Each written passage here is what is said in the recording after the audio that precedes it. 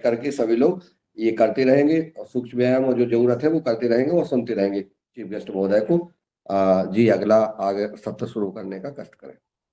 जी जी, बहुत बहुत धन्यवाद। और आज हमने योग तो कर लिया है और योग के साथ हमें दूसरा सत्र हम आरंभ करते हैं आहार का। तो हम उसमें आज हमारे साथ हमारे महाराष्ट्र से पूसद से ही आदरणीय यशवंतराव देशमुख राष्ट्रपति पुरस्कार से सम्मानित है। और आदरणीय देशमुख सर ग्राम गीताचार्य है और हमारे यहाँ पर ग्राम गीता का जो उनको बहुत बड़ा ज्ञान है और गुरुदेव सेवा मंडल के साथ जुड़े हुए हैं और हम भी उनके साथ ही जुड़े हुए हैं। आज हमें ग्राम गीता में जो जैसे कि हमारे गौ माता है और फिर आहार पर और फिर हमारे शिक्षण प्रणाली पर हमें वो मार्गदर्शन देने वाले हैं। तो वो बहुत अच्छे से बच्चों को भी मार्गदर्शन देते हैं। अनेक अनेक यहाँ पर स्कूलों पर विजिट देते हैं और बच्चों के लिए उनका बहुत अच्छा स्नेह है और बहुत अच्छे से बच्चों को हंसाते हैं सिखाते हैं। तो ऐसे हमारे आज के मुख्य अतिथि आदरणीय सादर आमंत्रित करती हूँ परिवार में। जी जय गुरु सर। जय गुरु जय गुरु।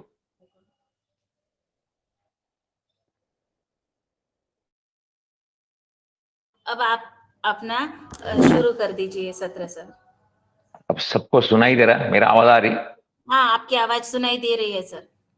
ओके।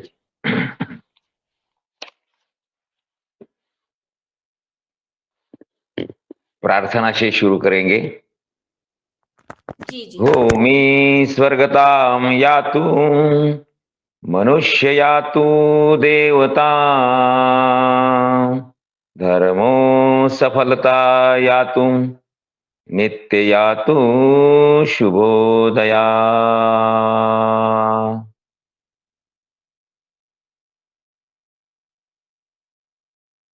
इस चराचर में वास करने वाली परमेश्वर शक्ति संत सद्गुरु संत ज्ञानेश्वर महाराज, संत सद्गुरु संत तुकोबा राया, संत सद्गुरु शांति ब्रह्म एकनाथ महाराज और अर्वाचीन संत वैरगय मूर्ति गाडगे बाबा और जिनके महान वांग्मय पर आज हम चर्चा करेंगे वो ग्राम गीता रचयिता वंदनीय राष्ट्र संत तुकडोजी महाराज, पूजनीय माता पिता, पूजनीय गुरु, जिन्होंने इस वाणी को बल दिया, ऐसे मेरे गुरु हरिभक्त परायण नरहरि महाराज वेनीकर, हरिभक्त परायण मधुकर महाराज खोड़े और आप सभी साधक लोगों के चरण में लीन होकर मैं मेरी सेवा को शुरुआत करता हूं। जय गुरु जय गुरु जय गुरु। भूमि स्वर्गताम यातु मनुष्य यातु देवताम धर्मो सफलता यातु मनुष्य नित्य यातु शुभोदया। ही भूमी स्वर्ग झाली पाहिजे, यह धरती स्वर्ग बनना चाहिए और इस धरती के हर मानव देवता बनना चाहिए। और ऊपर 2 लाइन में जो उद्देश्य बताया है उसमें अपना जो धर्म है वो धर्म सफल होना चाहिए। फिर ये भूमि सब गोपाल की रहेगी, इस भूमि पर की सब क्रियाकलाप स्वर्ग का खिलाफ रहेगा। ऐसे हमने प्रार्थना की है। भगवान प्रभु जिसे हम परमेश्वर समझते हैं, परमेश्वर तो यही चाहता है और यही चाहत से लेकर वंदनीय राष्ट्र संत तुकडोजी महाराज ने कहा है, अभी मैं महाराष्ट्रियन हूं इसलिए कुछ मराठी का प्रभाव मेरी इस सेवा में रहेगा, कुछ मराठी कुछ हिंदी, ऐसे मैं आपके साथ संवाद करूंगा। चलेगा चलेगा जी। गाव हा विश्वाचा नकाशा, गावावरून देवाची परीक्षा, गावची भंगता होईल दुर्दशा देशाची. हर ग्राम ग्राम यह इस विश्व का नकाशा है. जब मेरा देश बनता है तो इस देश की चौड़ाई कितनी है, लंबाई कितनी है, ऊंचाई कितनी है, निसर्ग कैसा है, इस पर से देश बनता नहीं. वंदनीय राष्ट्र संत तुकडोजी महाराज बोलते हैं कि देश बनता है कि उस देश में रहने वाले आदमी, मानव कैसे सुखी, समृद्धि, समाधानी हो. जैसे हो सुख, समाधान, समृद्धि से परिपूर्ण हो, इससे उस देश का सुख कहलाता है. इसलिए वंदनीय राष्ट्र संत तुकडोजी महाराज कहते हैं कि गीता बोधली अर्जुनाला, गीता बोधली अर्जुनाला, ग्राम गीता ग्रामनाथाला. कोणी राहो नहे मागासला, बनूनी बोलला देव माझा.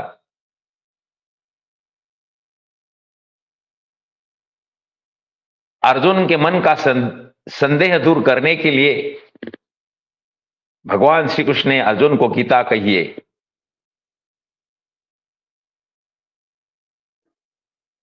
महाप्रतापी अर्जुन ऐन मौके पर रणांगन में संदेह में आए थे, मोह में आए थे. तो उनका मोह दूर करने के लिए उनके दिल में कुछ हजारों प्रश्न आए थे. उस प्रश्न का उत्तर देने के लिए, असुरी वृत्ति से विरोध में लड़ने के लिए, अर्जुन में बल भरने के लिए भगवान श्री कृष्ण ने अर्जुन को गीता कही है. वैसे ही महाभारत, रामायण वो पुराने काल में हुआ नहीं हुआ है यह हम मानते हैं, लेकिन अभी भी सभी के दिल में रामायण और महाभारत घटता है. अभी के पारमार्थिक संसार में, लौकिक संसार में जो महाभारत घटनाएं घटती है, और उस महाभारत के हम अर्जुन हैं. हमें संदेह है, इसलिए हमारे दिमाग में बहुत सारे सवाल है, बहुत सारे क्वेश्चन है, बहुत सारे प्रश्न है. उसका जवाब देने के लिए वंदनीय राष्ट्र संत तुकडोजी महाराज ने यह ग्राम गीता लिखी है. और ग्राम गीता में क्या कहते हैं कि इस दुनिया का कोई आदमी पिछड़ा नहीं रहे, पीछे नहीं रहे. उसमें आत्मविश्वास रहने के लिए ग्राम गीता कहिए. तो सबसे पहले वंदनीय राष्ट्र संत तुकडोजी महाराज हमें सब लोगों को आह्वान करते हैं कि अरे उठा उठा श्रीमंतांनो, अधिकाऱ्यांनो, पंडितांनो, सुशिक्षितांनो, साधु जनांनो. हम सुनने वाले इसमें से एक में आते हैं, कहीं ना कहीं बैठते हैं. तो हमें आह्वान किया है, अरे उठा उठा श्रीमंतांनो, अधिकाऱ्यांनो, पंडितांनो, सुशिक्षितांनो, साधू जनांनो, हा काली क्रांतीची गावागावाची जागवा, भेदभाव समूळ मिटवा, उजाळा ग्रामनीतीचा दिवा तुकड्या म्हणे. तो हमारे संत तुकडोजी महाराज कहते हैं, साधु संतों, अधिकारी लोगों, खुद को सुशिक्षित समझने वालों, समझदार समझने वालों, उठो, उत्थित, जागृत. समाज का खाते हो और समाज को जगाते नहीं, ऐसा सवाल करते हैं. और उस ऐसा सवाल करके हमें क्या करना है ये भी आगे बताते हैं. वो बताते हैं कि कोई भी काम का मूल्य कम नहीं है. कामे सर्वची मूल्यवान, त्याची योग्यता समसमान. श्रीकृष्णे सिद्ध केले उच्छिष्टे काढून, ओढली ढोरे विठ्ठले. जिसे हम भगवान भगवान बोलते हैं, उस भगवान ने भक्त के घर काम किया है, ऐसा हमारा वारकरी संप्रदाय का वाङ्मय बोलता है, वारकरी संप्रदाय बोलता है. और भगवान श्री कृष्ण ने तो भी झूठे ताट उठाए हैं, झूठे पत्रावली उठाई है. जब पांडवों के घर यज्ञ हुआ था, तो इस यज्ञ में जिस पत्रवाली पर हम खाते हैं, उस पत्रवाली को उठाया है. कौन सा ही काम कम नहीं है. उठो, जागो और इस समाज को जगाओ. ऐसा वंदनीय राष्ट्र संत तुकडोजी महाराज कहते हैं। तो आज के इस संवाद में हमने दो विषय लिए हैं। इस ग्राम गीता में 41 अध्याय है और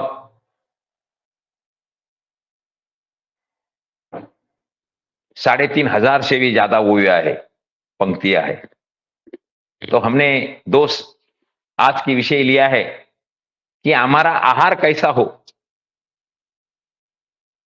हमारे इस ग्रुप का नाम भी योग आहार है। हमारा आचरण कैसा हो, हमारा विचार कैसा हो, हमारी कृति कैसी हो, हम निरोगी कैसे रहे, हमें उदंड आयुष्य कैसा मिले, इसके बारे में हमारा जो ग्रुप है आप लोगों ने बनाया हुआ। तो मुझे भी बड़ा सद्भाग्य हुआ कि आपके ग्रुप में मैं शामिल हो गया हूं। तो आज का विषय है आहार और ऑर्गेनिक खेती। ये दो विषय लिए वंदनीय राष्ट्र संत तुकडोजी महाराज आरोग्य बढ़ाने के लिए क्या कहते हैं, तो इसमें बताएंगे हम। वंदनीय राष्ट्र संत तुकडोजी महाराज बोलते हैं कि जनी भोजनी हरि आळवणे, गीता पाठादी उच्चारणे, सात्विक भाव हृदय करणे, शुद्ध करी जीवनासी। जब हम आहार लेते हैं तो उस आहार बनाने के लिए जिस बलिराजा ने, जिस किसान ने अपना श्रम ढाया है, अपने श्रम बिंदु, अपना घाम उस काम में बहाया है, उस श्रम के प्रति आप कृतज्ञ रहे, कृतघ्न ना बनिए, कृतज्ञ रहिए। उस किसान के बहुत उपकार है और वो विषमुक्त आहार हमें देता है, श्रम करता है। तो वो बोलते हैं जब भोजन करना है तब कुछ प्रार्थना की भी जरूरत है और अपने हृदय में सात्विक भाव रखना जरूरी है जब हम खाते हैं। हमारे वंदनीय राष्ट्र संत तुकडोजी महाराज बोलते हैं, भोजनाचे वेळी प्रसन्न केली या विचार शुभचिंतन, तैसेची भिनती निर्मल गुण अन्नासवे।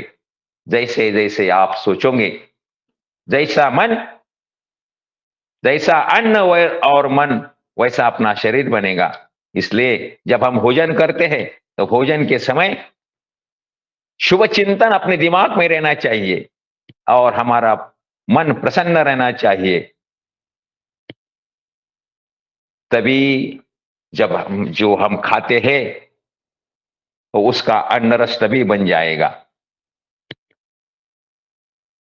राष्ट्र संत बोलते हैं, स्वच्छते विना जे भोजन, समजावे ते मलिनपण, अन्न वाढाया हात पात धुवन, पुसोनी भोजन करावे।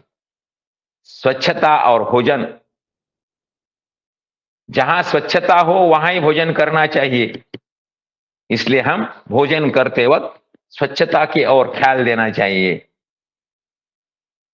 काही करावे भोजनापूर्वी काम, जेणे मिळे सकळाशी आराम, कार्य होतसे सुगम सर्वजना मिळोनी।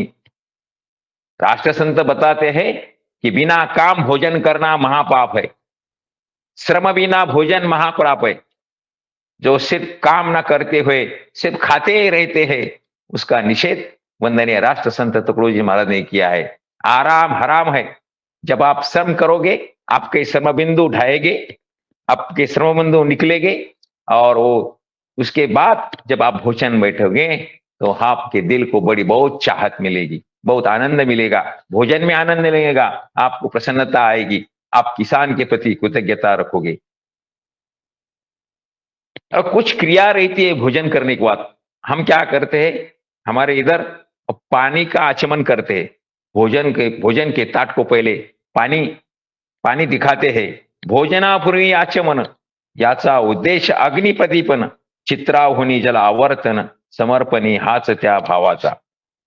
यानी हमारे जिसे हम भूख बोलते हैं, जठराग्नि बोलते हैं, उस जठराग्नि को प्रदीप्त करने के लिए पहले जल अर्पण किया करते हैं। तो वो भी एक प्रकार की प्रार्थना ही है, अपने दिल को सूचित करने का वो साधन है कि भाई प्रसन्न चित्त से मैं अपना भोजन करूंगा। यानी कि भगवान की याद करना बहुत जरूरी है। जिस किसान ने अपना कष्ट श्रम किया है, उस कष्ट श्रम के, जिस मजूर ने खेती करते समय जो नींदा है, बोया है, निकाला है, जो श्रम किया है, अपने भोजन के ताट में जो अन्न है, उसके पीछे बहुत लोगों का श्रम है, और उसके लिए कृतज्ञता प्रदान करने के लिए राष्ट्र संत जी ने प्रार्थना बई है, ईश्वरे उपजले सुअन्न, हे ईश्वर अन्नची कृपादान, ज्यावरी सर्वाचे असे जीवन, त्याचे ऋण आठवावे। कि भाई किसान राजा, बलि राजा, तुम्हारे बहुत उपकार हमारे पर है कि हम मीठा भोजन अभी ले रहे हैं। ऐसे सद्भावे आदरे सेवावे, उत्तम श्लोक भजनी गावे, वेड़ी वाकुड़े न बोलावे, क्रोधा न यावे भोजन समय। वंदनीय राष्ट्र संत बोलते हैं, जब आप खाना खाते हैं तब खाना खाते समय हमें क्रोध नहीं करना चाहिए, दिल को प्रसन्न और चित्त रखना चाहिए। जब आप क्रोध के समय भोजन करोगे तो आपका भोजन, उसका अन्न रस नहीं बनेगा, वो वैसा ही ये हो जाएगा, उसकी विष्ठा बन जाएगी। इसलिए जैसा भोजन हम लेते हैं, भोजन के वक्त जैसा मन रखते हैं, उसके हिसाब से हमारा अन्न रस बनते हैं। और हर एक आदमी 3 स्वभाव के रहते हैं, राजस, तामस, सात्विक। और ये विचार किस तरह है? राजस विचार, तामस विचार और सात्विक विचार।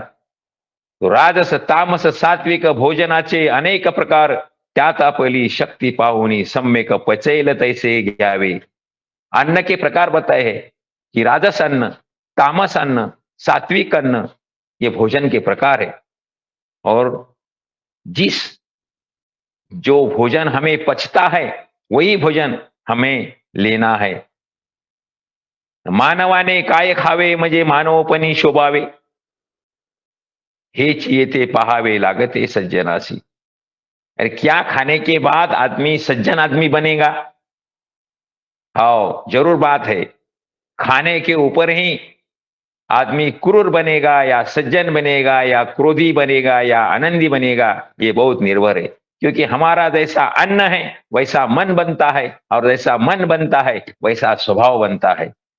तो हमारे अपने राष्ट्र संत बोलते हैं, शुद्ध सात्विक अन्न घेतले, त्याने सात्विक विचार प्रवर्तले, राजस तामस खाद्य सेविले, तैसे झाले आचरण। इसलिए हमारा अच्छा स्वभाव बनने के लिए, हम आनंदी बनने के लिए, हमारा मन समृद्ध बनने के लिए हमें सात्विक शुद्ध आहार सेवन करना अतिशय आवश्यक है। और कुछ कुछ मांसाहार करते हैं, मध्य मांसाहार करीती कोणी, विकार बुद्धी वाढे मनमानी, भले तिची रोग जाती लागोनी, सांसर्गिक आदि। कुछ कुछ को मांसाहार पसंद है, उसे हम तामस अन्न बोलते हैं। तो मांसाहार करने से विकार बुद्धि प्राप्त होती है, ऐसा संदेश राष्ट्र संत इस ग्राम गीता में दिलाते हैं। अनेक रोगों का भंडार बन जाता है, क्योंकि मांस या अन्न तो पशु का है, जो हिंस्र शापोत है उसका आहार है। हिंस्र शापोत को सूले दांत रहते हैं, सूले दांत दो बड़े, वो मांस फाड़ने के लिए थे, हमें सूले दांत नहीं होते हैं। जो मांसाहार जो पशु करता है, वो अपने जीभ से पानी पीता है, ऐसा ऐसा पानी पीता है। लेकिन जो शाकाहारी है, शाकाहारी गट वाले, उसमें हम आ गए, वो पानी चूसकर पीते हैं, ऐसा अपने जीभ से पानी नहीं पीते। जो मांसाहार करते हैं, उसका जो अन्न नलिका रहती है, वो हमसे बहुत छोटी रहती है। हमारी छोटी रहती है, उनकी छोटी रहती है, हमारी बड़ी रहती है। जब हम मांसाहार करेंगे और वो मांस हमारे शरीर में ज्यादा देर तक रहेगा, वो सड़ेगा, वो कुजेगा और उससे विकार प्राप्त होंगे, उससे रोग प्राप्त होंगे। ये मांसाहार यह हमारा आहार नहीं है। निसर्ग ने हमें कंदमूल सब्जियां दी है। लोग बोलते हैं मांसाहार लेने से प्रोटीन बढ़ता है, प्रोटीन मिलता है। भाई उसमें प्रोटीन जरूर होगा, लेकिन वो प्रोटीन वो उनके शरीर के लिए आवश्यक है जो मांसाहार, जो हिंस शापवत मांसाहार सेवन करते हैं, उन्हें वो प्रोटीन है। वो कंदमूली सब्जियों का प्रोटीन उनके शरीर को नहीं भाएगा। हमें तो कंदमूल सब्जियों से, अनाज से जो प्रोटीन मिलता है उससे हमारा शरीर बनता है। हाथी कहाँ मांस खाता है, घोड़ा कहाँ मांस खाता है, अपना बैल कहाँ मांस खाता है, लेकिन वो भी बलवान रहता है। हमारे शक्ति का एकक तो हॉर्स पावर है। घोड़ा कहाँ मांस खाता है? तो मांस का और शक्ति का कोई संबंध नहीं है, निसर्ग की देन है। और जो फैट्स, मिनरल्स, विटामिन्स, प्रोटीन्स मिलेगा शाकाहार से, वही अपने शरीर के लिए पोषक है, ऐसा हमारे राष्ट्र संत बोलते हैं। हे निश्चितच आहे खाद्य रसक्त उत्पन्न होय, रक्तापासून माद मेद वीर्य निसंशय होती शरीरी, जैसे जसते रस्त गुण तैसे विचार होती स्फुरन, क्रूर शूर मंद बुद्धिमान रक्त बिसरणे दिसताती। वो अन्न रस से जो हमारा रक्त बनता है और रक्त गुण से हमारा स्वभाव बनता है, वही क्रूर बनता है, वही शूर बनता है, वही सोचने में थोड़ा देर से सोचता है, वही बुद्धिमान बनता है। ऐसे रक्त के मिश्रण से अपना शरीर के गुण बनते हैं। इसलिए हमें आहार अच्छा लेना चाहिए। उत्तम असावे, उत्तम रक्ताचे असावे शरीर, तरीही अन्नही उत्तमची खावे सुंदर, बाष्कळ खाता मेंदू इंद्रियावर बाष्कळताची येईल। हमें राष्ट्र संत ने बताए, अगर आपका शरीर तुम उत्तम चाहते हो, अगर खुद को निरोगी बनना चाहते हो, तो तुम्हें उत्तम अन्न सेवन करना जरूरी है। उत्तम अन्न बोले तो अच्छा अन्न जिसमें बहुत अच्छे सारे सात्विक गुण है, वो गुणपूर्ण अन्न हमें सेवन करना है। जैसे हम अन्न खाएंगे वैसा हमारा शरीर बनेगा, जैसा हमारा शरीर बनेगा उस शरीर के गुण से हमारा मेंदू बनेगा, हमारी बुद्धि बनेगी, हमारी सोच बनेगी, हमारे विचार बनेंगे और उस विचार से हम अपना व्यवहार करेंगे और हमारा व्यवहार शुद्ध होगा। फिर हमें तो, अगर व्यवहार शुद्ध है तो हम सब सुखी है, और जब सुखी है तब स्वर्ग है। अगर अपना व्यवहार बुरा होगा तो आपके विचार बुरे होंगे, तब आप व्यवहार बुरा करेंगे। आपके विचार बुरा तो होंगे जब आप बुरा अन्न सेवन करोगे। ये सब उसकी श्रृंखला अपने सेवन, जो हम अन्न करते हैं, हम खाद्य खा लेते हैं, उस खाद्य तक जाती है। इसलिए हमारा व्यवहार शुद्ध हो, हम स्वर्ग में हो, हम सुखी हो, ये चाहते हो तो हमें शुद्ध सात्विक आहार लेना जरूरी है। और जब हम अन्न लेते हैं, वो अपने विषय वासना पर भी उसका परिणाम होता है। मग विषय वासना नावरे लागेल बैरंगाचे वारे, कैसे झगड़ती जैसे जनावरे, तैसे अनावर मानव ही। जनावर के तरह, पशु की तरह आदमी क्यों रहते हैं, लेकिन जनावर के तरह अन्न लेते हैं। उसका सब बैरभंग, जब विषय वासना, काम वासना, कामोन्वाद, लाभोन्वाद, उन्माद, उसको उन्मादी बोलते हैं। जब उन्मादी बनते हैं तब हम पशु बोलते हैं। हम पशु बनते हैं और हमें पशु बनना नहीं, मानव ही रहना है। ज्यासी मनुष्यपण लाभावे ऐसे वाटे जीवे भावे, त्याने सात्विक अन्न सेवावे सर्वतोपरी। ज्यांना वाटते की मी माणसासारखं राहावं, मैं मनुष्य जैसा रहूंगा और मेरे व्यवहार को समाज की सम्मति होगी, समाज की मान्यता होगी, मैं मानव बन के रहूंगा, फिर मानव बनने के बाद मेरे विचारों का मार्गक्रमण देवत्वतीत रहेगा। विचारहीन मानव को हीन मानव बोलते हैं। जो अच्छा सोचता नहीं, जो हमेशा बुरा सोचता है, जो उन्मादी रहता है, उसे हीन मानव बोलते हैं।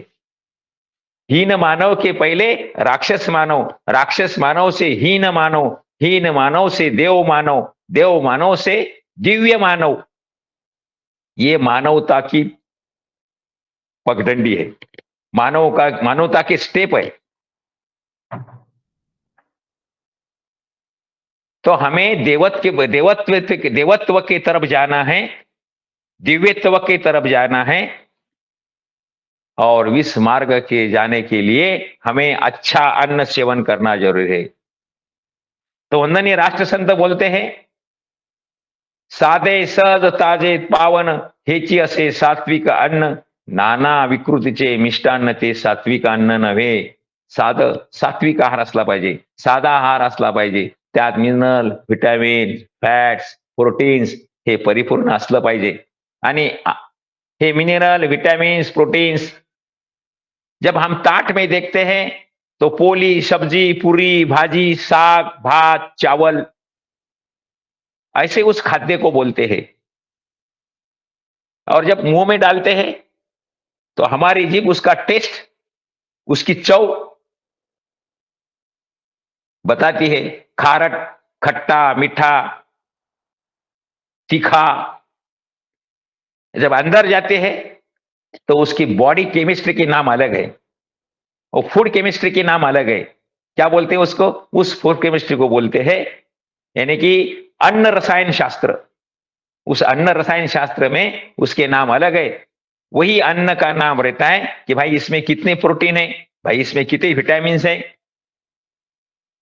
कितने अच्छे घटक है,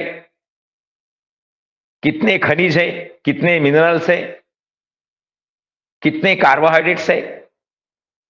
और उसके हिसाब से अपना शरीर बनता है। और जैसा शरीर बनता है, जैसे विचार बनते हैं, जैसे विचार रहते हैं, वैसा स्वास्थ्य रहता है। और जैसा स्वास्थ्य रहता है, वैसा अपना सुखी आनंदी जीवन रहता है।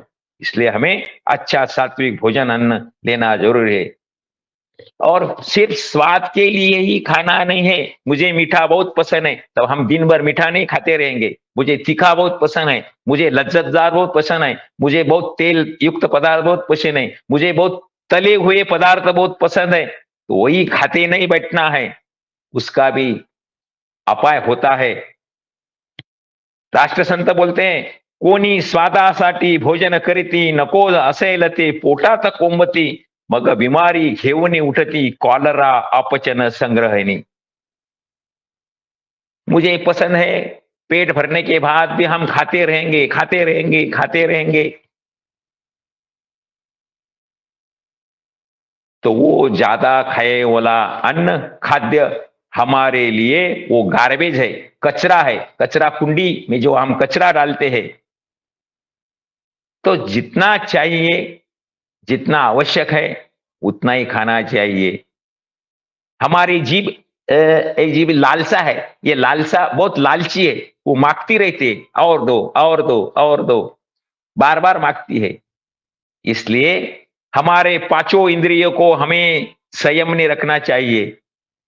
जीभ, आंख, कान, त्वचा, ये जो 5 इंद्रिया है, उस इंद्रिया को संयम में रखना चाहिए। जब इंद्रिय संयम में रहोगे तो आपकी वृत्ति सात्विक रहेगी। और इंद्रिय संयमित रखने के लिए हमें भोजन भी संयमित करना चाहिए। इसलिए पहिले खाऊनी मस्त भावे, मग औषधी सेवनी पचवावे। पहले खाते खाते रोगी बनना है और रोग को मिटाने के लिए दवाई लेना है। पैसे कमाते कमाते रोगी बनना है और रोग की मिटाने के लिए कमाए हुए पैसा खर्चाना है। कहां गए थे? कहीं नहीं। क्या लाए थे? कुछ नहीं। आओ भी लड्डू और जाओ भी लड्डू।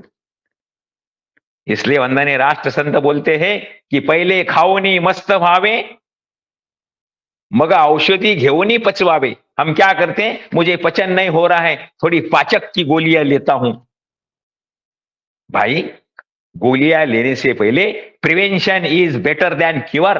बीमार पड़ने के पहले उससे कुछ प्रतिबंध किया करो। हम कैसे ना बीमार पड़े। हमारी चाल चलन अच्छी रहनी चाहिए, हमारी दिनचर्या अच्छी रहनी चाहिए। इसलिए वंदनीय राष्ट्र संत बोलते हैं कि रोग होने से पहले रोग ना हो, इसलिए हमारा आचरण रखे, वैसा हमारा खाद्य और अन्न रखिए। पहिले खाओ नहीं मस्त व्हावे, मग औषधी सेवनी पचवावे, ऐसे उपद्रव काशियासी करावे उन्मत्तपणे। आप उन्मत्त ना बनो, और उन्मत्त बन के कुछ भी मत खाओ। उगीच आहे ऐसे खाणे, पचवण्यासाठी चूर्ण घेणे, अन्न रसाची नासाडी करणे कशासाठी। इसलिए दवा खाके अन्न मत पचाओ, अपने कृति से पचाओ। नियमित सात्विक अन्न खावे, ताजे साधे भाजीपाला बरवे, दूध दही आपुल्या परी सेवावे भोजनासाठी। जो हमारे पास गैया रहती है, हमें दूध मिलता है, भैंस का गैया का दूध रहता है, और दूध युक्त अन्न हमारे शरीर के लिए बहुत अच्छा रहता है।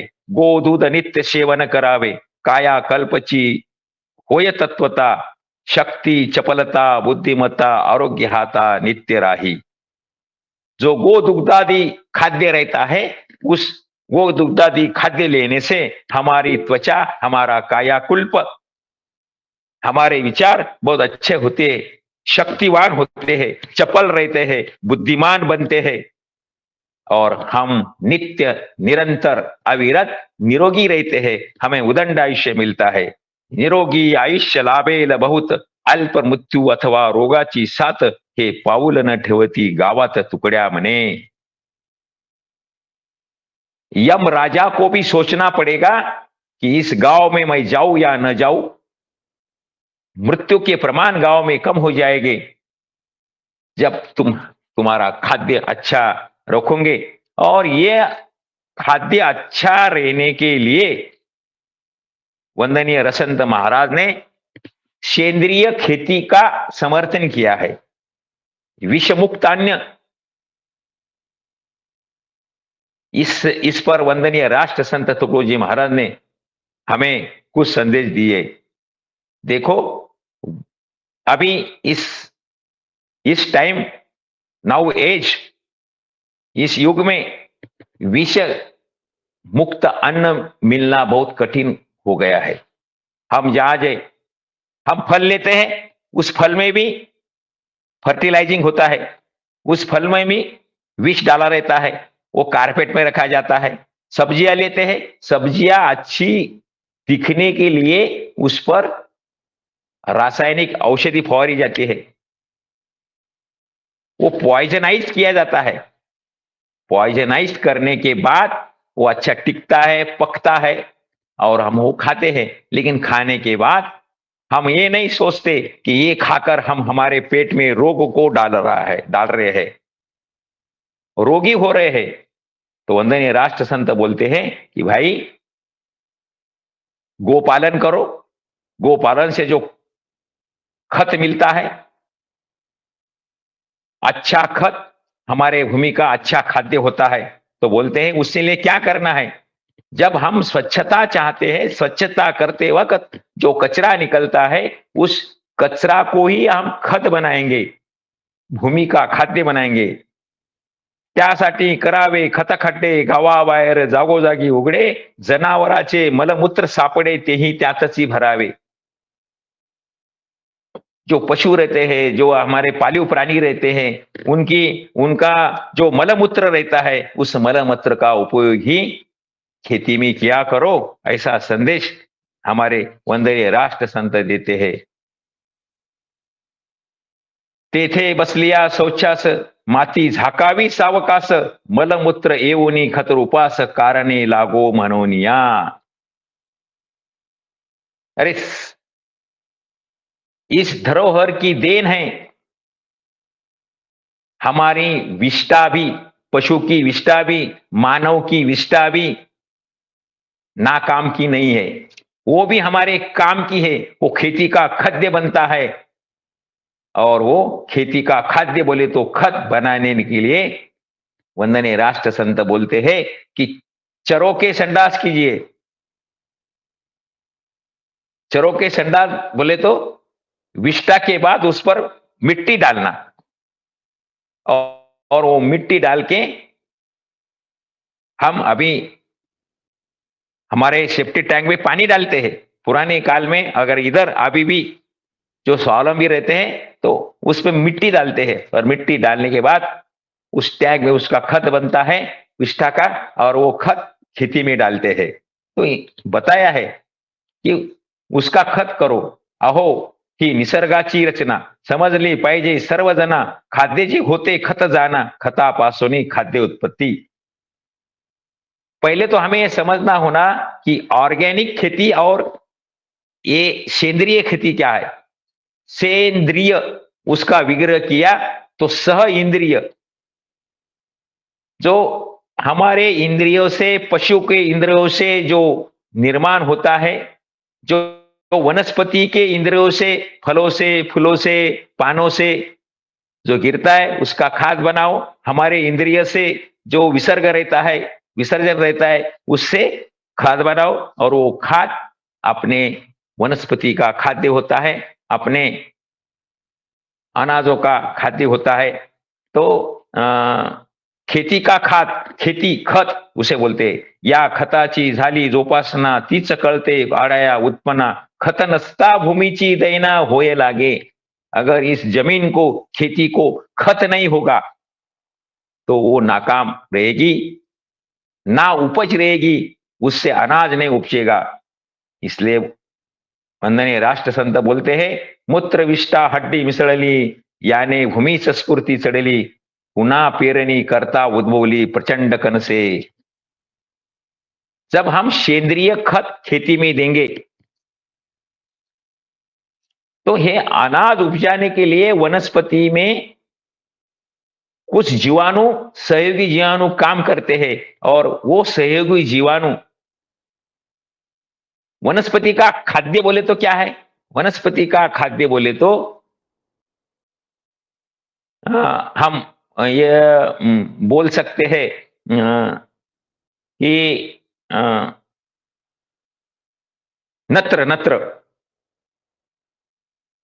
जब हम रासायनिक खत लेते हैं उस पे बोलते हैं N46, N46 रहता है। तो इसमें क्या रहता है? नत्र 46% इसमें है। फिर 46 नत्र है, 46 नत्र है, तो बाकी क्या है फिर? बाकी के 54 54% 54% क्या है? तो उसमें वो रासायनिक बॉन्ड रहते हैं ये टिकाने के लिए।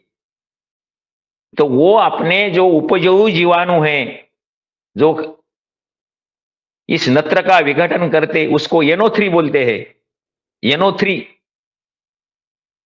कार्बोनेट, कर्ब, ये बनाने, खेती का अन्न बनाने के लिए जो श्रृंखला रहती है उसमें जो सहयोगी जीवाणु काम करते हैं, वो ये जो 54 रासायनिक बॉन्ड रहते हैं, वो रासायनिक बॉन्ड उसे उनकी जान लेती है, जीवाणु खत्म करते हैं, और फिर हमारी खेती ना उपजाऊ बनती है। तो ये रासायनिक विघटन के लिए निसर्ग की जो अवस्था है उसको जैव घटक बोलते हैं। जैविक घटक, वो जैव घटक जिंदा रहना जरूरी है।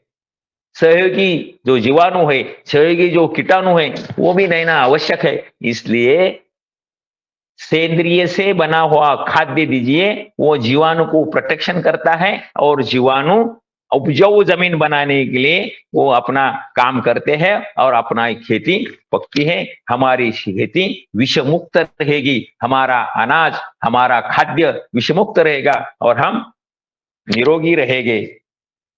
गोखरू तरोटा तामील खाना, ज्यांनी भूमी वेडीले जाना, त्याचेही खत कराया सर्वना, लावावी पीक वाढवावे। जो हमारे पीक के समय जो दूसरे कुछ गवत निकलते हैं, गोखरू, तरोटा, तामिल खाना, दूसरे उपजाऊ वनस्पति निकलती है, उसको काटकर उसका खत बनाइए। उसमें भी जो आवश्यक घटक रहते हैं वो हमारे वनस्पति का खाद्य बन जाएगा, उसका खत बनाइए, ऐसा संदेश वंदे राष्ट्र संत तुकडोजी महाराज देते हैं। मुबलक खत, मुबलक पाणी, मुबलक श्रम, मुबलक भरणी, मुबलक उत्पन्न गगना से भेदोनी दिसावी गावी। तो हम समुद्र बनेंगे, हम श्रीमंत बनेंगे। कैसे बनेंगे? जब हम सेंद्रिय खेती करेंगे, हमारी जमीन उपजाऊ बनेगी, और उपजाऊ जमीन के बाद हमारे घर में बहुत सारा अनाज आएगा। मुबलक खत, मुबलक पानी, मुबलक श्रम, मुबलक बी भरनी पेरनी, तो ये भी बहुत जरूरी है। वंदनीय राष्ट्र संत ने बताया है कि हमें समृद्ध बनना है तो हमें सेंद्रिय खेती करना जरूरी है। सेंद्रिय खत नुसता सिर्फ खाद देने से जरूरी नहीं, उसको पानी कितना चाहिए, ड्रिप इरिगेशन उस पर का उपाय नहीं है। कुछ पिक को ज्यादा पानी चाहिए, कुछ पिक को मध्यम पानी चाहिए, कुछ पिक को कम पानी चाहिए। तो अच्छा पानी, अच्छा द्रव्य घटक देना, यही सेंद्रिय खेती है। इंद्रिय वनस्पति के जो डैमेज अवयव रहते हैं, पान, फूल, फल, अपने जो मलमूत्र रहते हैं पशु के, मनुष्य के, उसका उपयोग खेती सुबक करने के लिए कीजिए, और सेंद्रिय खेती कीजिए, रासायनिक खेती मत कीजिए। उससे जमीन ना उपजाऊ होगी और हमें रोग युक्त अन्न मिलेगा, हम बीमार गिरेंगे, हम रोगी होंगे। इसलिए हमें समृद्ध रहना है तो अनाज कैसा पकाना ये लेकर, हमने कैसे खाना, क्या क्या खाना, क्या नहीं खाना, खाद्य कैसा करना, हमारा हम तेजवान, तेजस्वी, मौल्यवान, समृद्ध कैसे बने, ये सभी संदेश वंदनीय राष्ट्र संत तुकडोजी महाराज ने हमें ग्राम गीता में दिए हैं। तो हमारे जीवन के हर पहलू पर ग्राम गीता ने हमें मार्गदर्शन किया है। ये ग्राम गीता इसलिए बोलते की गीता बोधली अर्जुनाला, ग्राम गीता ग्रामनाथाला, कोणी राहो नहे मागासला, म्हणून बोलला देव माझा। इसलिए ग्राम गीता पढ़ने से हमें हमारा दिल अच्छा होगा, हमारे दिल सुचित होगा, हमारा आचरण अच्छा होगा, हमारा व्यवहार अच्छा होगा, और व्यवहार अच्छा होने के बाद हम सुखी समृद्ध रहेंगे, ऐसा संदेश वंदन राष्ट्र संत देते हैं। मेरे अल्प बुद्धि के हिसाब से मैंने आपको राष्ट्र संत का संदेश आपके पास दिया है। जो संवाद करने की संधि हमारे रंजना ताई किनीकर, जो हमारे गुरुदेव सेवा मंडल के मार्गदर्शक सदस्य है, वो ऐसे समाज में सुखी समृद्ध रहे समाज, इसलिए बहुत सारे उपक्रम लेते, बच्चों के लिए भी काम करते हैं, गुरुदेव सेवा मंडल का भी काम करते हैं। तो उन्होंने तुम्हारे साथ, हम सब लोगों के साथ संवाद करने की जो अपॉर्चुनिटी, संधि उपलब्ध की है मेरे लिए, मैं उनका बहुत शुक्रगुजार हूं, आभारी हूं। आपका भी बहुत आभारी हूं। जो जो अच्छा लगे वो गुरुदेव का है, और जो जो आपके दिल को ना पटा हो तो ये इस अल्प बुद्धि साधक की बुद्धि समझिए। तो मैं यहाँ रुकता हूं, अभी मैं ठहरता हूं। विठाला विठाला विठाला विठाला विठाला विठाला विठाला विठाला विठाला विठाला विठाला। सर्वेत्र सुखिनः सन्तु, सर्वे सन्तु निरामया, सर्वे भद्राणि पश्यन्तु, मा कश्चित् दुःखमाप्नुयात्। ओम शांति शांति शांति।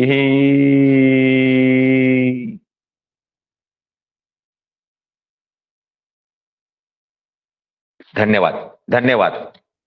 बहुत सुंदर आदरणीय देशमुख जी, आपको थैंक यू। सदन की ओर से हम सब तालियां बजा करके आपका आभार ज्ञापन करें। आपने जो है आज बहुत सुंदर मार्गदर्शन दिया है, और मैं रंजना जी को चाहूंगा कि हमारे जो सदन में उपस्थित भाई बहन हैं, उनके सवाल होंगे, उनके वो मार्गदर्शन चाहेंगे आपसे, तो संवाद कर सकते हैं। आदरणीय रंजना जी। जी जी जी, धन्यवाद आदरणीय भाई साहब। और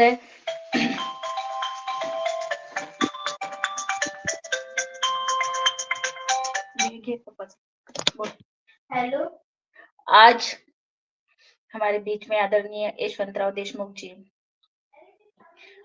हमारे गुरुवर है, उनसे हमें बहुत अच्छा मार्गदर्शन मिलता है और हम साथ-साथ जब से जुड़े हैं ये हमारे इस गुरुदेव सेवा मंडल से, तो हमें बहुत अच्छा उनका मार्गदर्शन मिलता है और हम सब एक परिवार के तरह एक यहाँ पर संगठित होते हैं और जैसे हमारे वंदनीय राष्ट्र संत टुकड़ू जी महाराज के जो भी प्रोग्राम होते हैं, हम सभी एकत्र एक कुटुंब, एक परिवार की तरह करते हैं। ऐसे हमारे आज वंदनीय राष्ट्र संत टुकड़ू जी महाराज की ओवी पर आदरणीय यशवंतराव देशमुख जी ने बहुत अच्छे से मार्गदर्शन दिया और भी वो उनके पास बहुत बड़ा विस्तार से भरा हुआ है।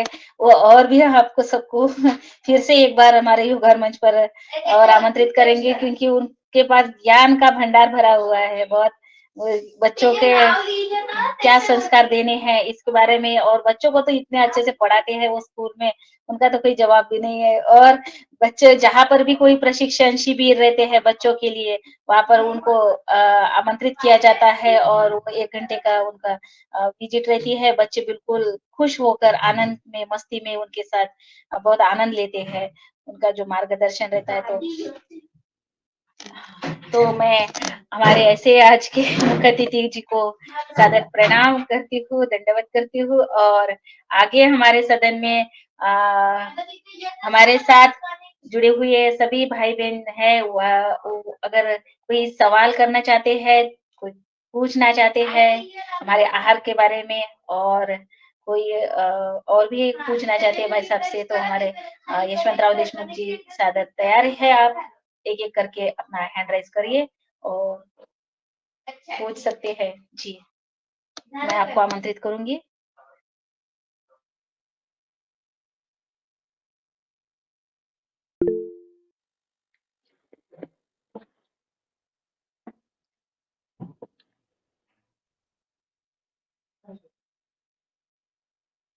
जी, आदरणीय आज कल्पना शरद भैया जी, कल्पना जी। जी, कल्पना बहन जी, आपका स्वागत है। सदन को कोटि से प्रणाम, गुरु सत्ता को बारंबार नमन और यशवंतराव जी को भी कोटि से नमन। गुरु प्रणाम भाई जी। जी जी ये ग्राम गीता का मुख्य मतलब उद्देश्य क्या है? मेन कृषि के बारे में, सेंद्रिय शेती अजून अजून काय उद्देश्य आहे ते सांगाल का थोड़ा?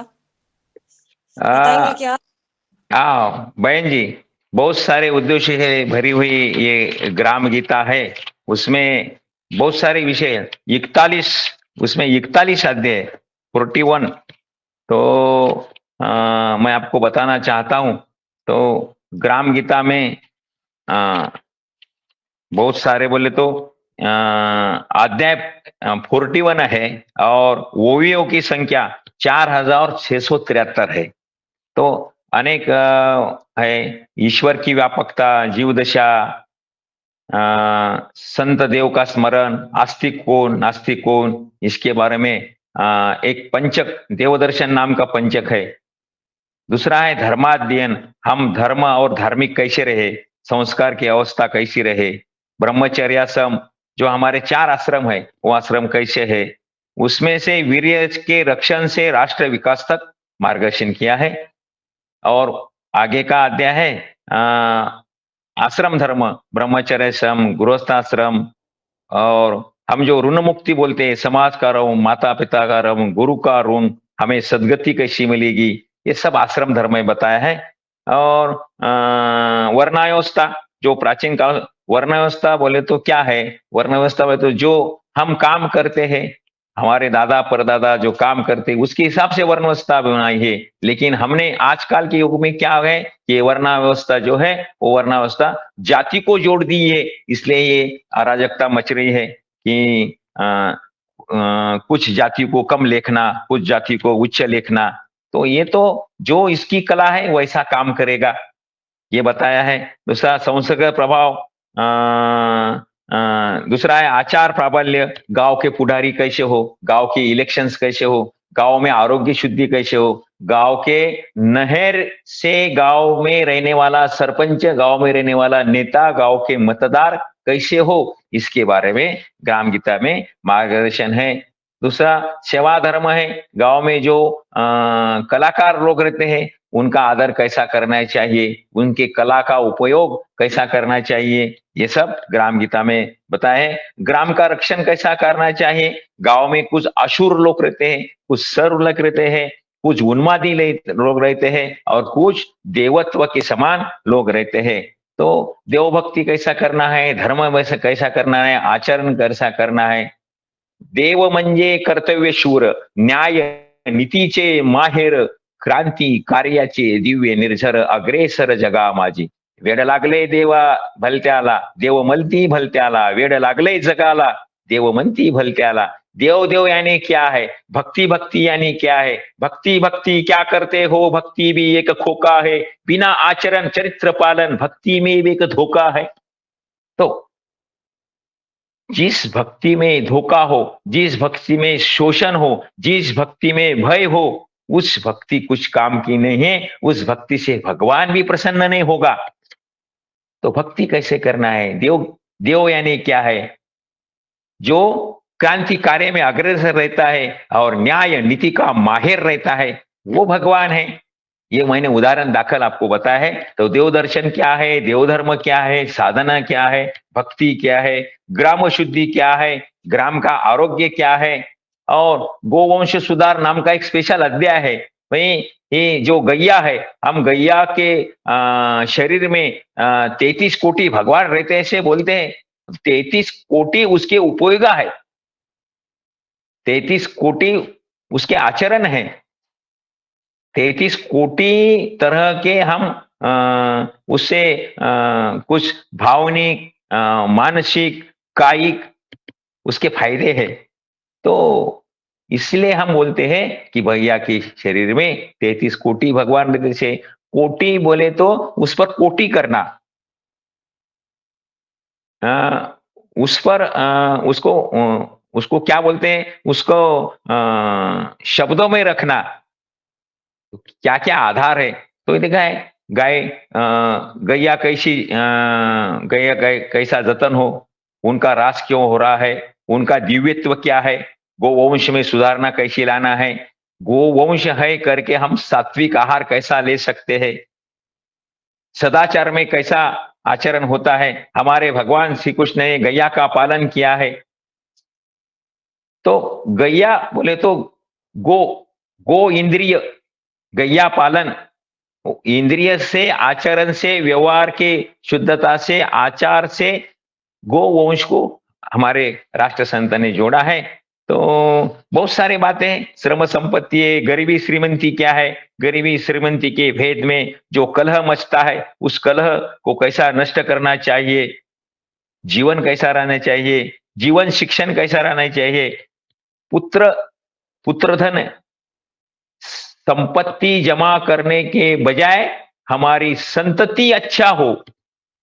अगर संतति अच्छी हो तो वो बहुत सारी संपत्ति कमाएगा.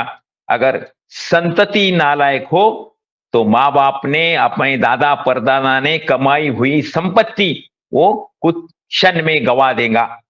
इसलिए हमारे संपत्ति तो कमाना चाहिए, लेकिन संतति सबल सुदृढ़ रहना चाहिए. हमारी संतति जो हमारे बाल बच्चे, उस पर संस्कार अच्छा रहना चाहिए. उसका एक स्पेशल विशेष जीवन शिक्षण नाम का अध्याय है. और एक अध्याय तो ऐसा है कि महिलोन्नति, मातृ का गौरव क्या है. जो ग्रंथों में, आचारों में स्त्री का निषेध करते हैं वो कितना बुरा है, उसके बुरे असर क्या है, उसे समान अधिकार मिलना चाहिए. उसे भी, वो भी एक जान है, उन्होंने भी जन्म लिया है, उसे कम मत समझो. इसलिए महिलोन्नति पर एक आधार दिया है. स्त्री की दुर्गति, स्त्री का सामर्थ्य क्या है, समाज में महिलाओं पर क्या अन्याय होते हैं, उसका निवारण कैसा करना चाहिए, स्त्री शिक्षण का यथार्थ दर्शन क्या है, महिला का संगठन क्या कर सकता है.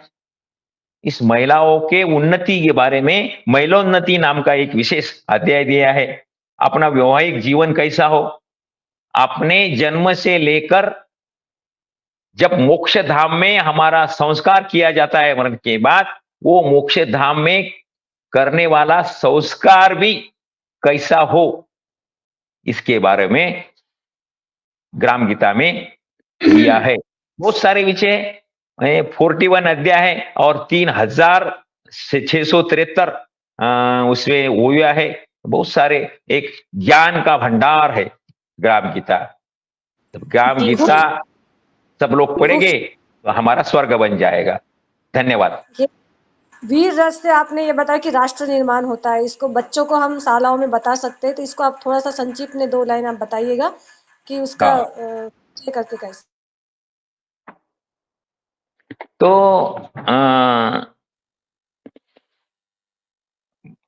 बापाने मुलगा नाही शिकवला तो ही पापाचा भागीदार झाला, जैसे जन्म देणे त्याला शिक्षण अगत्याचे।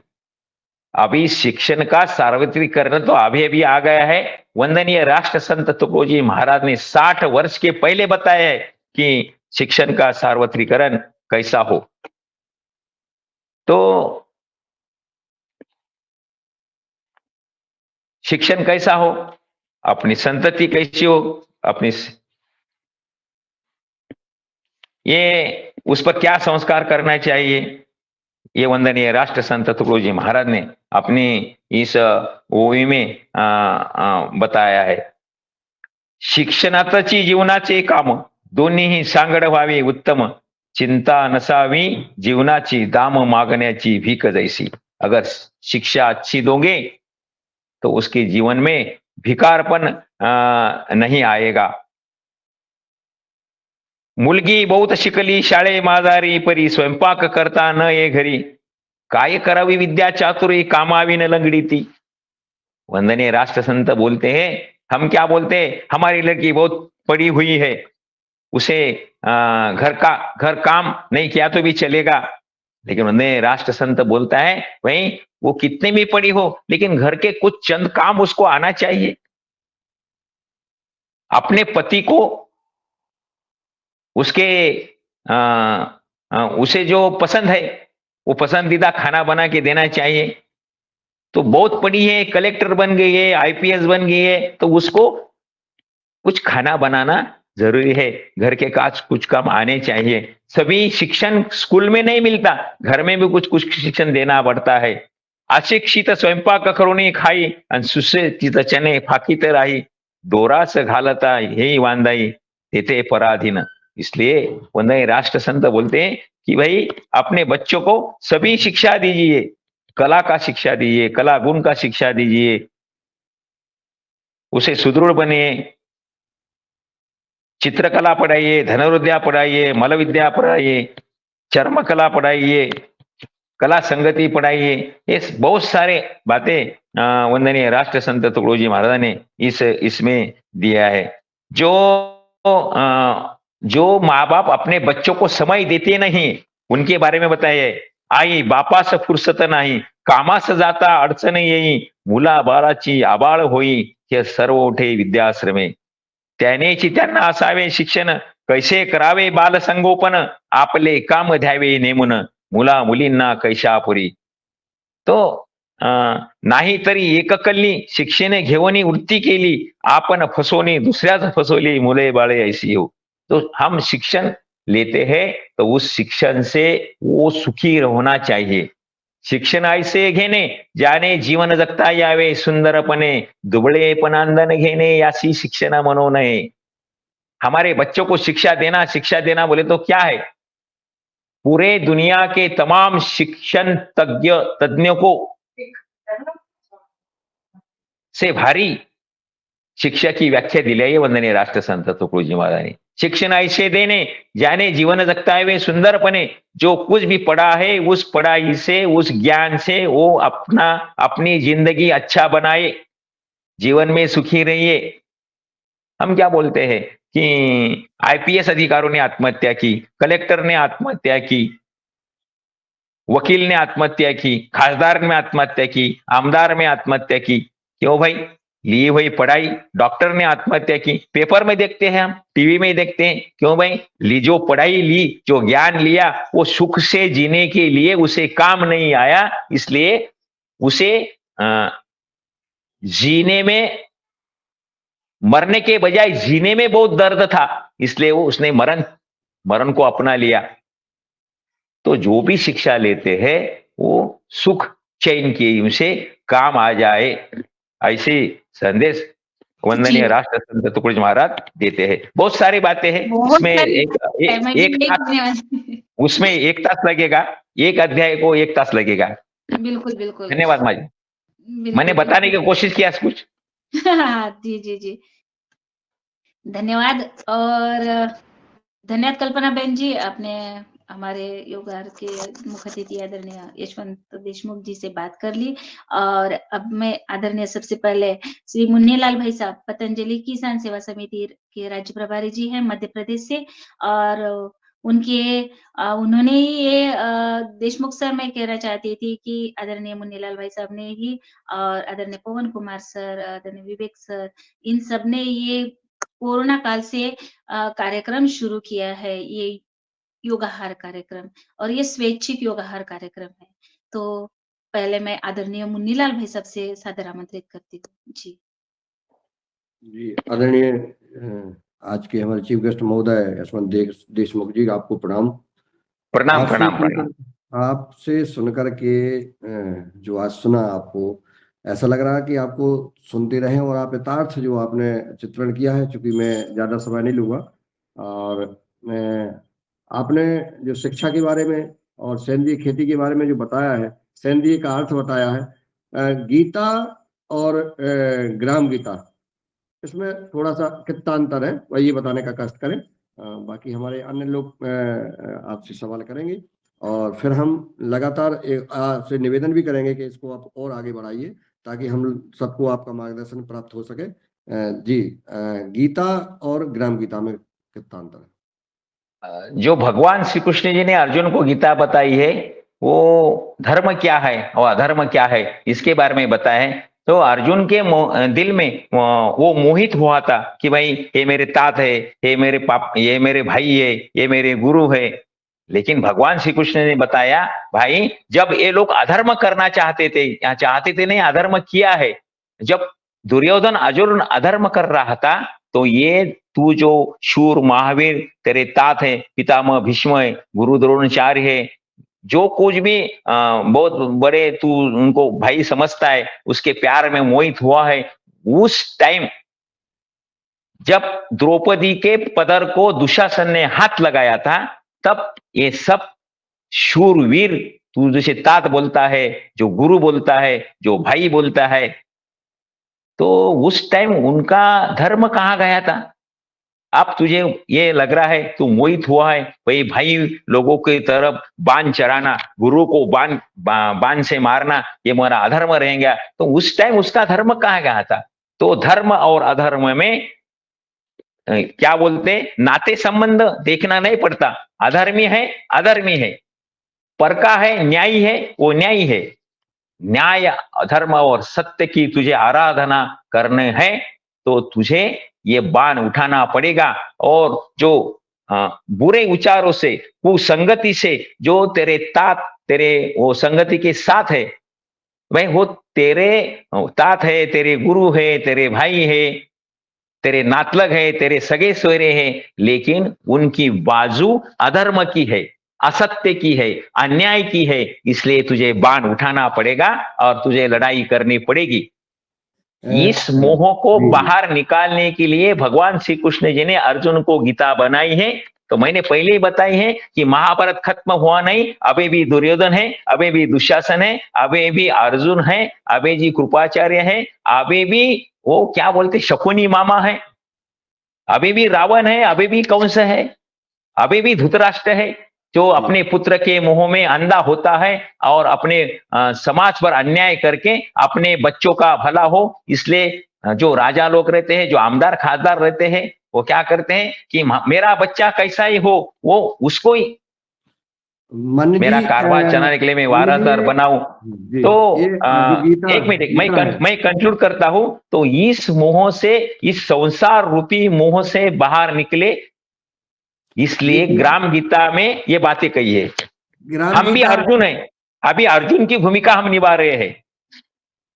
ग्राम गीता क्या हिंदी में प्राप्त हो सकती है, या हम लोग चाहें कि इसको पढ़े और हाँ सर, हिंदी में है ना, हिंदी में है। हमारे रंजना बहन जी के माध्यम से हम आप तक वो पहुंचा सकते हैं।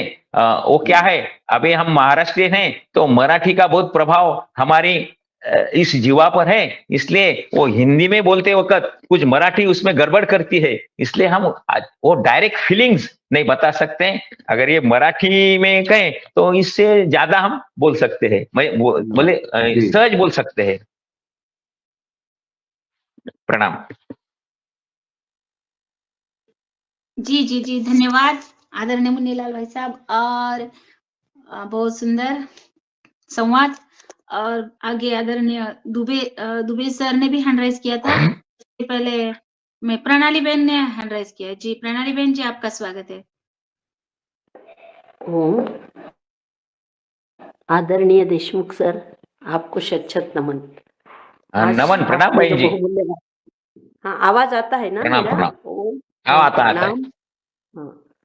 आपका जो मार्गदर्शन है वो बहुत ही उद्बोधक, प्रेरणादायी, बहुत सुंदर। हमें तो लगता है कि हर रोज आपसे ये ग्राम गीता का विचरण सुने और आचरण में लाए।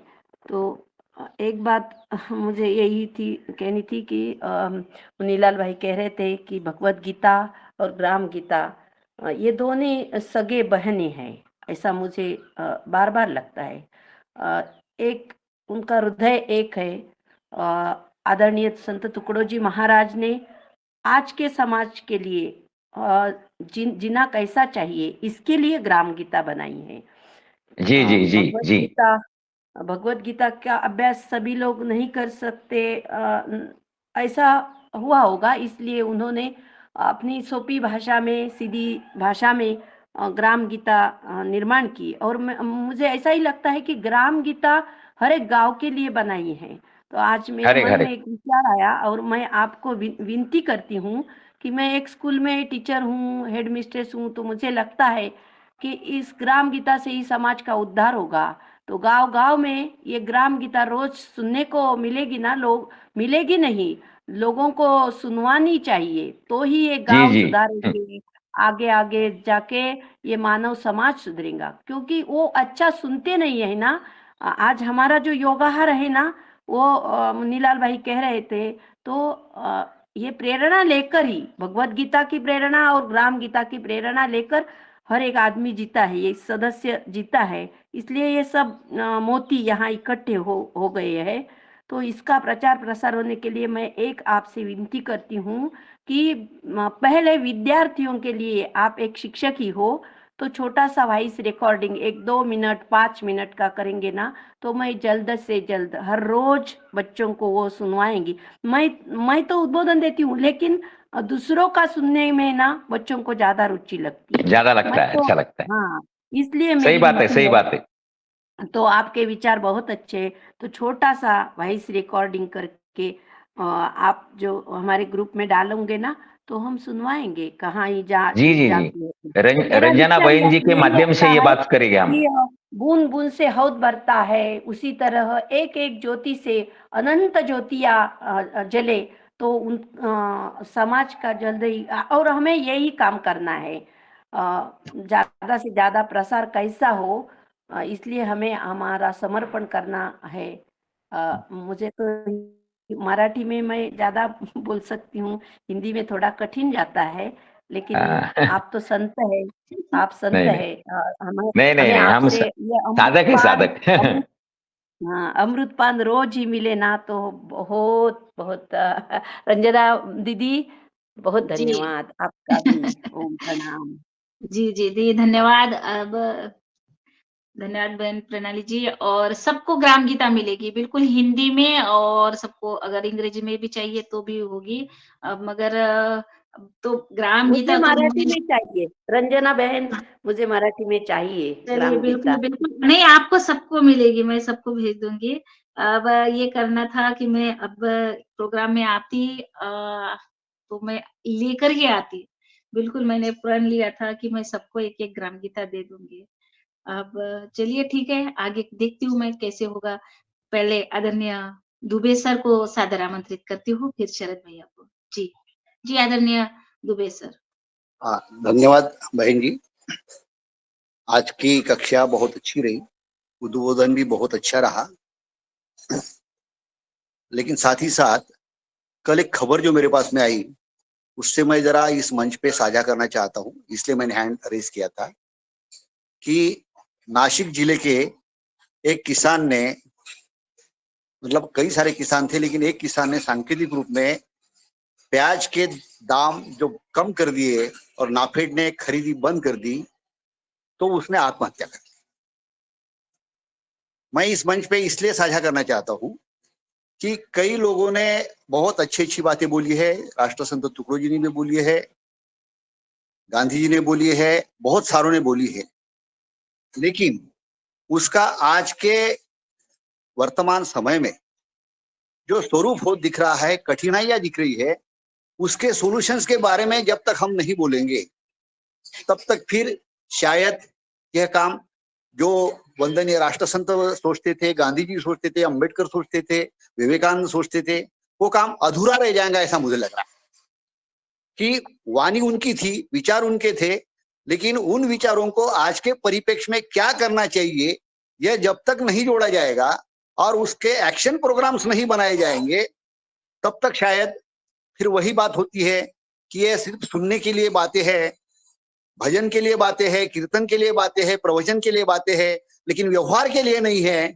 ऐसा आम जनता जो सोचती है वो चीज को हमको बदलना पड़ेगा। आज के मुख्य अतिथि जी से मेरा निवेदन, इतना ही नम्र निवेदन है कि इन चीजों को, राष्ट्रसंत तुकडोजी पे आपका बहुत अच्छा अध्ययन है, हमने सुना है, तो आज के परिप्रेक्ष्य में क्या करना चाहिए यह बातें भी अगर आप लोग जोड़ोगे तो निश्चित रूप से उसका जनता पर अच्छा प्रभाव पड़ेगा और आज की उनकी समस्याएं जो है वो सुलझाने में मदद होंगी। इन्हीं शब्दों के साथ मैं मेरे वाणी को विराम करता हूँ। धन्यवाद। हाँ जी सर, आपका आपका मनोगत बहुत ही अच्छा है। वो जो किसान राजा है, उस किसान राजू का दुख बांट लेने वाला है। और ये ग्राम गीता एक विशेष ग्रंथ है। ये ग्राम गीता इस ग्राम नाथ को यानी शेतकरी राजा को, बलि राजा को भी अर्पित की है। अभी खेती कैसी करना है, क्या लेना है, उपजाऊ क्या है, ना उपजाऊ क्या है, उसका लागत मूल्य क्या है, और इस पर जो बहुत बड़ी दुख और दर्द की बात है कि किसान राजाओं की आत्महत्या बढ़ती जा रही है। उसमें कुछ सरकार के ध्येय धोरण भी कारणीभूत है। जो लागत मूल्य है, उस लागत मूल्य के हिसाब से वो जो भी अनाज है, उस अनाज को भाव नहीं मिलता है। एपीएमसी वहाँ के कुछ प्रशासनिक है, कुछ सरकार के ध्येय धोरण है, तो वे एक अलग बात है। उस पर आपने बताया है कि भाई उसमें कुछ तो भी एक्शन प्लान होना जरूरी है। जो बातों से काम नहीं चलेगा। तो विचार की क्रांति तो बहुत हो गई है, लेकिन आचार क्रांति सब बाकी रह गई है। तो उसको माइक्रो प्लानिंग करना बहुत जरूरी है कि हमारा किसान जरूरी कैसा ले। देखो ना भाई, वो निसर्ग की अवकृपा रहती है, उसका लागत मूल्य बहुत ज्यादा लगता है, निसर्ग की अवकृपा है। और जब अनाज मार्केट में आता है तो जो जो सरकार के प्रभाव से जो व्यापारी लोग हैं वो अपने भाव को गिराते हैं। अगर 100 रुपया लगाए और उसका भाव 20 रुपया मिल गया तो आत्महत्या नहीं करेगा तो क्या करेगा। तो भाई ये तो बस अलग बात सोचने की है, आपके विचार से है। कुछ एक्शन प्लान बहुत जरूर बनाना जरूरी है। तो हम तो गांव-गांव में जाके शेतकरी राजा को बताते हैं, किसान को बताते हैं कि भाई आपको जो वंदनीय राष्ट्र संत तुकडोजी महाराज के हिसाब से चलेगा।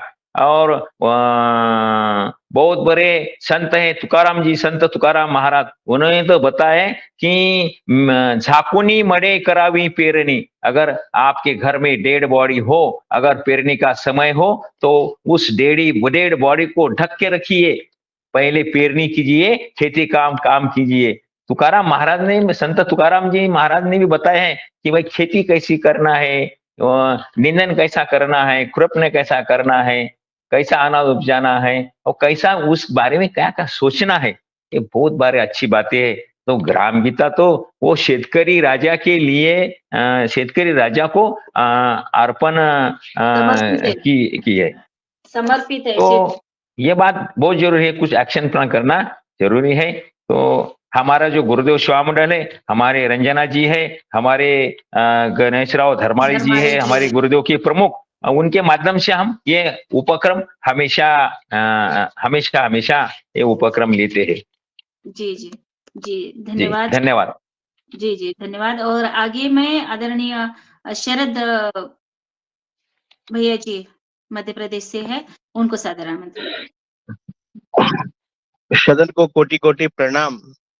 आज के जो मुख्य अतिथि हैं वो उनको मैं बहुत बहुत प्रणाम करता हूं। और आज उन्होंने बहुत विचारणीय बात हमें बताई जो हमारे जीवन में बहुत कुछ परिवर्तन लाने की दम रखती है। मैं चाहूंगा मुनि जो समाज के लिए जो किताब हिंदुत्व के लिए है उसमें गीता का समावेश करें और वो बहुत उपयोगी रहेगी। अगर कोई बच्चा ग्राम गीता पढ़ा हुआ हो और गीता का अध्ययन किया हुआ हो, ऐसा किसान अगर है तो शायद मुझे उसे आत्महत्या करने की जरूरत नहीं पड़ेगी। लगता है कि उसकी नींव कहीं ना कहीं कमजोर है, कहीं ना कहीं वो ऐसी चीजों से नहीं जुड़ा जो आज उसे आत्महत्या करना पड़ रहा है। किसान का आत्महत्या करना, किसी एक चीज का भाव गिर जाना और आत्महत्या कर लेना, ये एक संयोगवश है, ऐसा उसे नहीं करना चाहिए। उसे इतनी मजबूती के साथ जब आप धरती से कोई चीज उगा रहे हो, जमीन माता से उगा रहे हो, तो हो सकता है वो चीज ना भी उगे। कई बार हमारे यहाँ खेतों में 50-100 एकड़ फसलें, तो नहीं का ये मतलब नहीं है। वो तो सरकार रेट नहीं दे रही है और भाव नहीं मिला, वो तो बात की बात है। लेकिन अगर किसान की फसल नहीं उगी है और वो आत्महत्या करने लग जाए तो ये तो गलत होगा, ऐसा नहीं करना चाहिए। इसका मतलब है कि उसके माँ बाप ने संस्कार उसको कमजोर दिए हैं, उसके गुरु ने उसको संस्कार कमजोर दिए हैं कि वो एक एक घटना से अपने जीवन को समाप्त कर रहा है। ऐसी जगह तो ग्राम गीता की बहुत अधिक आवश्यकता है और गीता की आवश्यकता है। जी ओम प्रणाम। जी सर। बहुत सुंदर शरद भैया। मैं थोड़ा बीच में डिस्टर्ब करना चाहता हूँ। तो करिए, ग्राम बिल्कुल। गीता, तो ग्राम गीता बलि राजा को, किसान को अर्पित करते हुए वंदनीय राष्ट्र संत तुकडोजी महाराज ने कहा है कि ग्राम गीता तेरे लिए ही रखी है बलि राजा, किसान राजा। तुझ्या श्रमास प्रतिष्ठा मिळो, सकळांचे लक्ष तुझकडे वळो, मानवतेचे तेज झळाळो, विश्वा माझी या भोगे. म्हणून तुझची करतो अर्पण, तू विश्वाचे अधिष्ठान, तुझेची भावे आदी उत्थान, विश्वा माझी म्हणून या. म्हणून तेरा उत्थान हो ये बलि राजा, ये किसान राजा, तेरा उत्थान हो, तेरे श्रम को, तेरे काम को प्रतिष्ठा मिले, इसलिए ये ग्राम गीता है। तो ये बलि राजा के उत्थान के लिए बलि राजा के चरणों पे हमारे अपने अपने हम सब के राष्ट्र संत, वंदनीय राष्ट्र संत तुकडोजी महाराज जी ने किसान राजा के चरणों में एक ग्राम गीता समर्पित की है। तो बलि राजा का अच्छा हो, उसके लिए हम अविरत प्रयत्न करते रहे, क्योंकि हमारे थाली में अनाज के, अपने खाने के थाली में जो अनाज आता है उसके पीछे उसका बहुत बड़ा श्रम है। तो हम उसके प्रति कृतज्ञ नहीं होंगे, कृतज्ञ रहेंगे और उसको बल देंगे। धन्यवाद जी। जी जी जी धन्यवाद। क्योंकि हमें ये ग्राम गीता का जो पाठ है वो सबको, ग्राम गीता पूरे भारत भर में होनी चाहिए, प्रसार होना चाहिए और कमजोर नहीं होना है। कोई भी हालत, कोई भी प्रसंग हमारे साथ हो तो हमें ये करना नहीं है। तो ये ऐसे आत्महत्या वाले, तो ये कमजोर जो लोग रहते हैं वही उनके साथ ही होता है। और चलिए, अब मैं आदरणीय बने सिंह भाई साहब को सादर आमंत्रित करती हूँ, आगर मालवा से। जी, योगार के सभी परिवारजनों को मेरा प्रणाम। आके मुख्य अतिथि जी से मेरा ये सवाल है कि आप राष्ट्रपति से सम्मानित है तो सेंद्रीय खेती में क्या-क्या उपयोग करते हैं आप? जैसे केचुआ खाद बनाते हैं या जीवामृत बनाते हैं या वो अमृत मिट्टी बनाते हैं, या वैसे संक्षेप में थोड़ा सा आप दर्शाएंगे जी?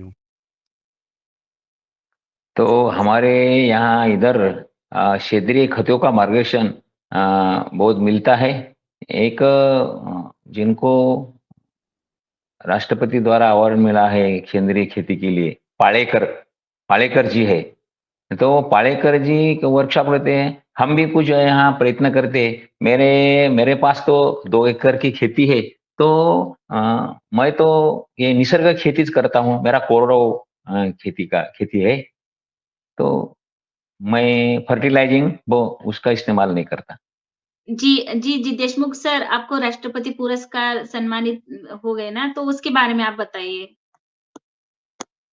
आ, जो मेरा व्यवसाय करते-करते जो मैं शिक्षक हूँ, टीचर हूँ, तो सामाजिक और धार्मिक, आध्यात्मिक और बच्चों के लिए संस्कार के लिए मैंने जो कुछ भी उपक्रम किए हैं और कुछ अच्छा किया है, उस अच्छे की देन, वो अच्छे की बख्शिश, अच्छा का परितोष करके भारत सरकार ने राष्ट्रपति द्वारा मेरा सम्मान किया है। तो वो तो मैं अभी टीचर बन के रिटायर हो गया हूँ। मैं शिक्षक था, अभी लोक शिक्षक बन के काम कर रहा हूँ। तो मैं आखिरी सांस के अंत तक वो शिक्षक बोल के काम करते रहूँगा। आपका जो सेंद्रीय जो मॉडल है, वो मॉडल किस प्रकार का है, ये पूछना चाह रहा हूँ जी? जी सर, वैसा मेरा कुछ मॉडल नहीं है। मेरे पास 2 एकड़ खेती है, तो फर्टिलाइजिंग का उपयोग मैं करता नहीं हूँ। जो उपजाऊ ज़मीन है, उस पे से मैं तूर और जो ज्वार ये इसके पीक लेता हूँ। तो ऐसे कि लोगों को बताने लायक मेरे पास कोई ऐसा मॉडल नहीं है। तो हमारे जो मॉडल है यहाँ हमारे एक बोरी अरब ग्राम है, उस बोरी अरब ग्राम में हमारे शर्मा जी है, शर्मा जी अंकल है, वहाँ बहुत मॉडल खेती है। तो वहाँ लोगों को वहाँ वर्कशॉप लेते हैं हम, वहाँ खेती लोगों को लेके जाते हैं, बताते हैं। जी, जी, धन्यवाद। धन्यवाद। जी, बने सिंह भाई साहब, इनका पूरा समय ये शिक्षक के रूप में थे और अभी भी वो शिक्षक के रूप में ही और फिर उन्होंने ग्राम गीता का अध्ययन किया और उनमें उन्होंने प्रगति कर ली। अब उनका ये इसमें सखोल अभ्यास है। जो भी सेशन होगा उनमें वो अपना मार्गदर्शन देते हैं। अ, जी, जी, तो जी। मैं और सेंद्रीय खेती का बहुत दम से हम समर्थन करते हैं, उसका जी, जी, प्रचार जी। प्रसार करते हैं। जी, धन्यवाद और मैं आगे आदरणीय रमेश चंद्र मेहरा जी भाई साहब को सादर आमंत्रित करती हूँ। जी ओम, सदन को नमन। हरिओम, हरिओम। प्रणाम, आपकी प्रणाम। कृपा बहुत जी ओम ओम। हमारे मुख्य अतिथि महोदय ने बहुत अच्छी जानकारी दी और गीता पर जो उन्होंने हमको समझाया है वो बहुत अद्वितीय है। और गीता को, ग्राम गीता को जो है किसानों के संबंध में, ये बहुत बड़ी बात है कि किसानों के प्रति यदि ग्राम गीता को प्रचारित किया जाए तो किसानों के प्रति लोगों की श्रद्धा बढ़ेगी। ये सबसे बड़ी बात है। आपने जो कहा कि किसानों के प्रति श्रद्धा होनी चाहिए, ये बहुत बड़ी बात है। तो हम आदरणीय रंजना जी से ये कहेंगे कि अभी हमारे साथ राय साहब बैठे हुए हैं और लोग भी ग्राम गीता को चाहते हैं, तो उसके उसे पहुंचाने की व्यवस्था आप करें। जी ओम, बस इतना ही मुझे कहना है। जी ओम। जी। जी, धन्यवाद। भाई साहब मैं आप बताइएगा, एड्रेस भेज दीजिएगा। मैं पहले देशमुख सर से बात कर लेती हूँ और फिर आपको ग्राम गीता सबको देने का कष्ट करूँगी मैं। अब मैं जी, सबको मिलेगी ग्राम गीता और फिर हमारे सदन में कोई और भी हैंड राइज़ कोई सवाल करना चाहते हैं, तो सादर आमंत्रित है, 8:30 बज चुके हैं। अब चलिए, मैं एक राष्ट्र संत वंदनीय राष्ट्र संत तुकडोजी महाराज जी का एक भजन